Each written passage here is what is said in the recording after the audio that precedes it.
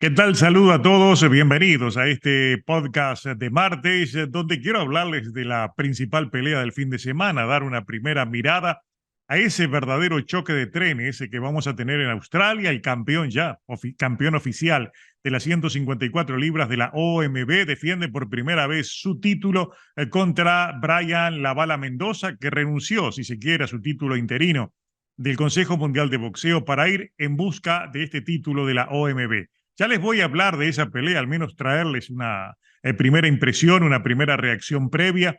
Y también les voy a hablar de sendas órdenes, tanto de la AMB como de la FIB, que son sumamente importantes en el contexto general del boxeo, porque por un lado se ordenó la pelea de Arsen Goulamirian, el campeón del peso crucero, de la AMB contra el primer retador número uno en la clasificación, Junior Dorticós. Una información que tiene directa vinculación con lo que pueda pasar con el zurdo Ramírez. Ya les voy a hablar de ese tema. Y por el otro lado, la FIB ordenó, de acuerdo a Dan Rafael en estas últimas horas, la pelea de Jermaine Charlo contra Bagram Mutasaliev, un eterno candidato que ha tenido que dar 4 veces el paso al costado cuando era el retador obligatorio. Esta vez no hay dilatorias y Jermaine Charlo va a tener que enfrentarlo o renunciar. Me refiero a su título de las 154 libras. Todo lo que tiene esto como consecuencia se los voy a comentar luego de darles algunos conceptos, primeros conceptos sobre lo que yo entiendo es la mejor pelea del fin de semana. Tin Su y Brian La Bala Mendoza es una pelea tan explosiva que es difícil imaginarla que llegue a la distancia. En este caso, yo creo que cualquiera de los dos puede noquear.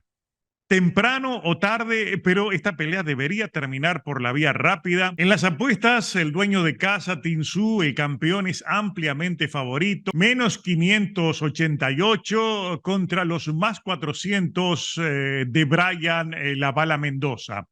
Estas apuestas se reflejan en cierta medida la impresión que ha provocado Tin Su como campeón y sus últimas actuaciones, el hecho de que pelea en casa, darle tanto favoritismo. Yo creo que no hay tanta diferencia. Hay que aceptar que es el favorito porque pelea en casa, porque técnicamente Tin Su es superior a La Bala Mendoza y porque creemos firmemente de que va a ser una pelea táctica, no va a ser ese presionador absoluto que nos ha mostrado en las últimas peleas, que sale poco menos que a masacrar a sus rivales, se los lleva por delante, como ocurrió contra Ocampo en su última pelea.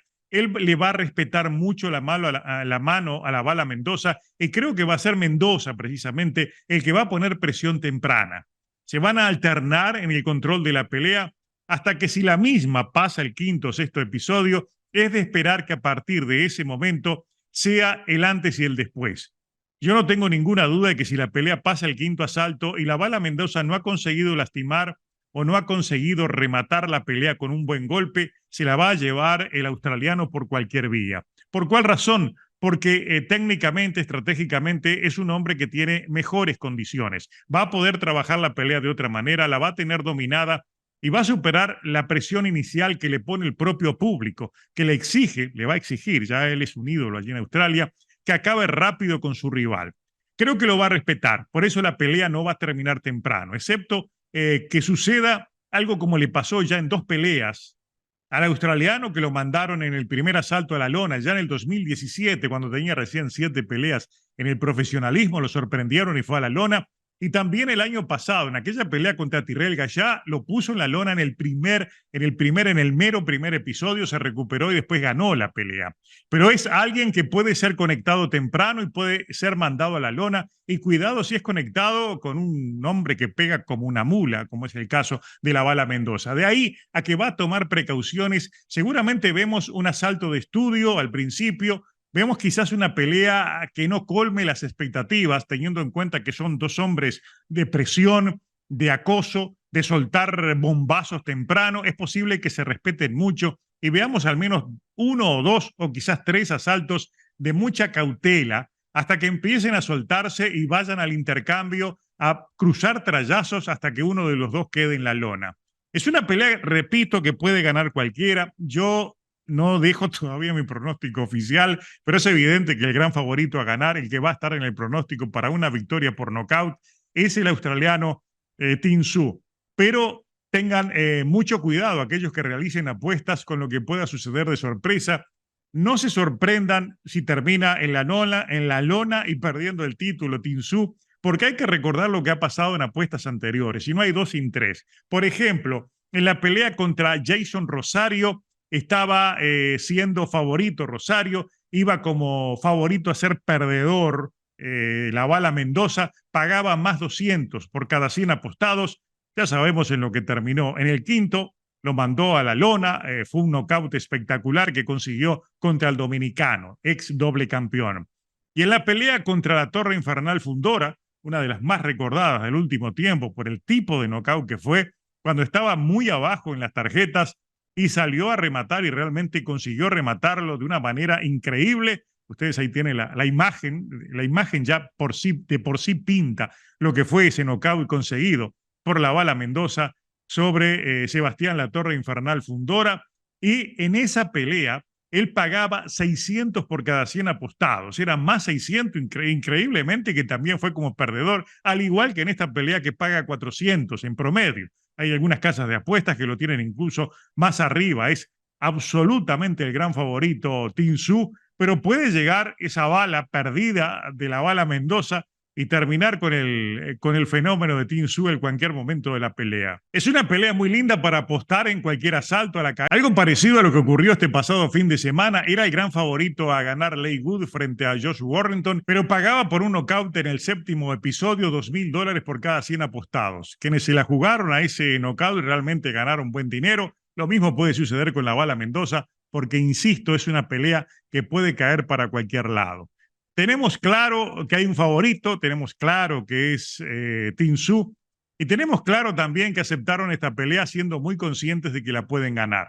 Pero con la bala Mendoza se puede esperar cualquier cosa en función de su pasado reciente. Es a su vez esta pelea una prueba enorme de fuego para Ismael Sala, su entrenador, que viene de dos traspiés realmente bastante dolorosos. Uno de ellos, la pelea que perdió ahora Jordani Zugás frente al Azteca Barrios, y anteriormente la segunda derrota por nocaut de Joe Joyce frente al chino Zhang. En ese caso, entonces, esta pelea es crucial para mantener la imagen positiva que siempre ha tenido, uno de los mejores entrenadores del planeta, y que evidentemente viene en horas bajas debido a esas derrotas de sus pupilos. Por eso esta pelea es tan importante para Ismael Salas entonces conseguir una victoria. Esa victoria puede ser, pero va contra un hombre, su pupilo como Tin Su, que lo supera, no lo supera en golpeo, en poder de golpeo, pero sí lo supera en velocidad de movimientos, en trabajo sobre piernas y sobre todo en inteligencia boxística. Tin Su no es solo aquel hombre que va a poner presión, que va a acosar a sus rivales en base a golpes de poder. Él sabe dar el paso atrás, sabe trabajar con intermitencias, sabe confiar a sus rivales cuando es necesario, sabe moverse desde ángulos y tiene mayor variedad de golpeo en su trabajo y puede ir de menos a más, que es lo que imagino que va a ocurrir en esta pelea. Le va a costar tomar el control de la misma, pero si no se lleva algún trayazo que lo lastime o lo mande a la lona, yo no tengo duda que a partir del cuarto, el quinto episodio, empieza a controlar la pelea y seguramente la va a ganar si la misma avanza después de la mitad del combate. De todas maneras, una pelea preciosa, la vamos a analizar con mayor detención en la previa durante la semana, pero, insisto, esperamos, hay muchas expectativas de que sea un verdadero peleón que vamos a tener el sábado. Por suerte lo vamos a ver en horas de la noche, va a ser en horas de la mañana, del mediodía, de Australia, como es costumbre que veamos las peleas de aquella zona del mundo. Lo que pase después es posible de que Tin Su, luego de esta pelea, enfrente a Jermell Charlo, se la deben, es una pelea que está pendiente, y ahí viene entonces el comentario a lo que sucede con Jermell Charlo. La intención de Tin Su era transformarse en campeón indiscutible y ya no va a poder ser. Ya perdió Charlo el título de la Organización Mundial de Boxeo. Se suponía que iba a pelear contra Tin Su con los otros tres cinturones en su poder, pero ahora la gran sorpresa, la Federación Internacional de Boxeo ordenó, tienen hasta el 10 de noviembre para ponerse de acuerdo antes de ir a la subasta, una obligatoria contra Bakhram Murtasaliev, Un hombre que ha estado esperando por largo tiempo, desde el año, vean ustedes, desde el año 2019, es el retador obligatorio.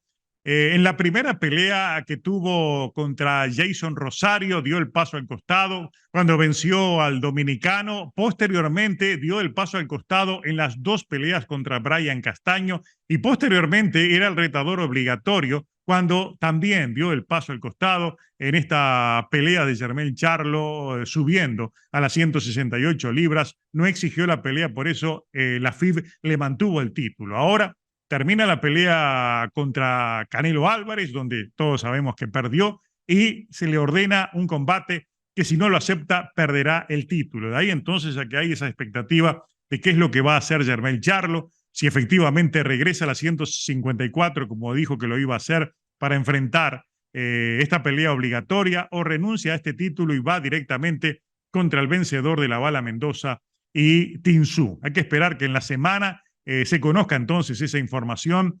Y la otra información importante tiene que ver con la Asociación Mundial de Boxeo, que ordenó la pelea de título entre Arsen Goulamirian, el armenio francés, campeón mundial del peso crucero, contra Junier Dorticós, el cubano.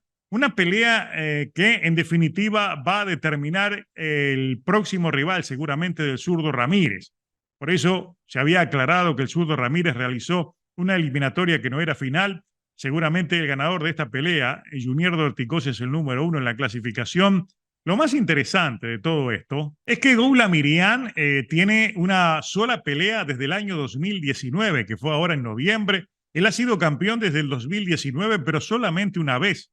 Ha defendido el título, fue, repito, ahora en el mes de noviembre, consiguió una victoria y va contra un Junier Dorticós que ha tenido poca actividad en estos últimos tiempos, desde aquella derrota contra Mairis Briedis, pero han sido dos victorias, una en cada año, 21 y 22, y llega con posibilidades ciertas de consagrarse campeón a los 37 años, lo que abriría la puerta para un verdadero clásico de Cuba contra México. Sería una Junier Dorticós contra Gilberto el Zurdo Ramírez. Es enorme la posibilidad de que ocurra.